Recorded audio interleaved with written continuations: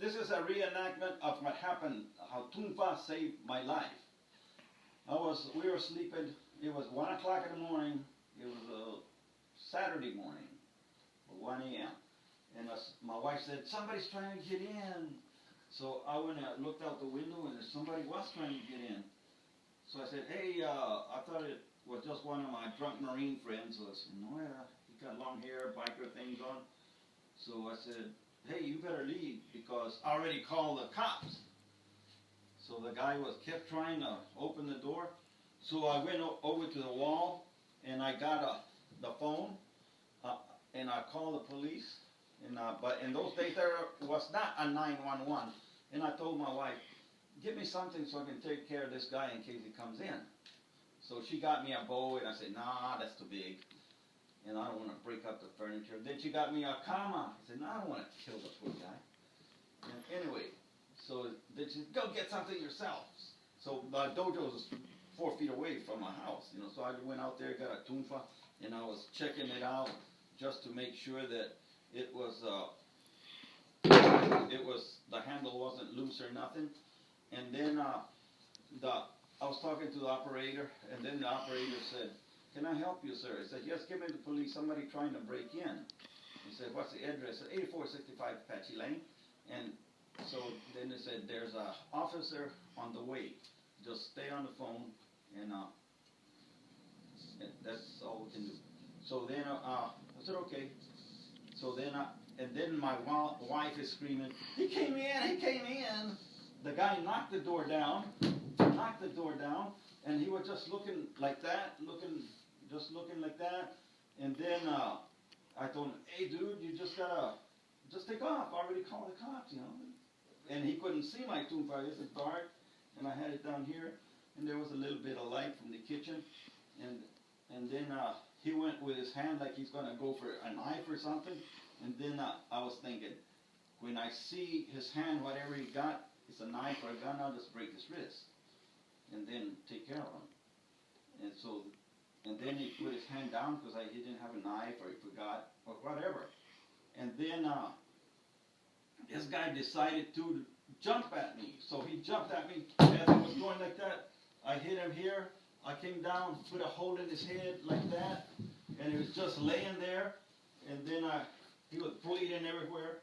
So then I told my wife, get me something to stop the bleeding. So she got some napkins, right? And then I said myself, man, if this guy gets up, I'm gonna have to knock him out so he don't fight me. So I'm down here, you know, putting some napkins there, you know, and he got up. He wanted to get up. Boom! I knocked him out. Anyway, and then by this time the cops came, right? So then the guy's still laying there. The police came and said, man, this looks like a giant gun. I'm gonna throw it down the hall. So I just threw it down the hall, and the police are going like this. And the door, I don't have a door. The door is knocked on the floor. So, and I yelled at the police, hey, he's in here. I'm in here, right here, right here. So the police came in with a pistol like that, and I had a concrete floor like that, and I wasn't right in the line of fire like this. I said, man, if that bullet hits the concrete, it's going to ricochet and hit me. So slowly I moved out of the way. And then the policeman, the officer came, and he flipped the guy over. He flipped him over and got his hands, put them behind him, and then he handcuffed them like that. And then the ambulance came, and then he told me, okay, get on the telephone and just dial this number and say what I tell you. So he said, and when they say affirmative, just hang up. And so I dialed the number. There was no 911 then. I dialed the number, and the operator said, yes. And then the officer told me what to say. He said, say this, 10-4 with a backup. So I just said, 10-4 with a backup. And then he said, when the operator says affirmative, just hang up. And the operator said, affirmative. Click, I hung up. And then, you know, the officer was, the ambulance came, they put him on the ambulance, the guy, And then, like on the radios and the police, you can hear what they're saying. They're clicking, or they're talking like that. You can hear all over the neighborhood. And the our arresting officer is calling a dispatcher, making the report, and he says there's been a break-in and entering at 8465 Apache Lane. And then the dispatcher said, hold it, you're going too fast. Give me that address again. And the dispatcher happened to be my student, an officer. Anyway, so the officer said 8465 Apache Lane.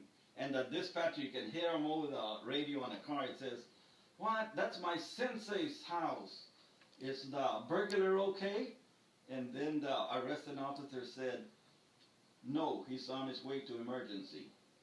Anyway, the moral to this story is, you know, my student, the dispatcher, was not worried about me and my family, because this guy wanted to kill everybody and my dog, you know, but he didn't do it. But anyway, he wasn't worried about me. He was worried about how bad the intruder was, which wasn't good. He didn't live to tell about it. Anyway, so that's why karate and kata, classical karate, not tournament karate, it'll kill you. Real combat, real fighting is a different thing. And that's what we teach. That's what you call Okinawa karate. Classical karate, not tournament stuff. And I thank you very much.